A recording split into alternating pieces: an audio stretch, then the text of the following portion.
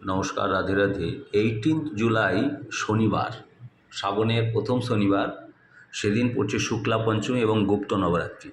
তো এই দিন রুদ্রাভিষেকের জন্য ভালো দিন, চণ্ডীপাঠের জন্য ভালো দিন, মায়ের যে কোনো সাধনা এবং মনোবাঞ্ছিত ফল প্রাপ্তির জন্য এই চণ্ডীপাঠ করা হবে। অন্নপূর্ণা মন্দিরে একরূপ চণ্ডীপাঠ, জপ এবং রুদ্রাভিষেক এবং যজ্ঞ এগুলো হবে, যাতে করে নবগ্রহ শান্তির জন্য এবং নবগ্রহ বিশেষ পূজা। তো এই দিনটা খুবই ভালো দিন, প্রথম শনিবার, এবং সেদিন হচ্ছে বিপত্তারিণী পুজো। তো মারাত্মক ভালো যোগ। অন্নপূর্ণা মন্দিরে যথারীতি এইসব যজ্ঞ, চণ্ডীপাঠ এগুলো এবং মার্কণ্ড পুরাণ থেকেও পাঠ হবে। সবার যাতে ভালো থাকে, সুস্থ থাকে, তার জন্যই মায়ের কাছে প্রার্থনা।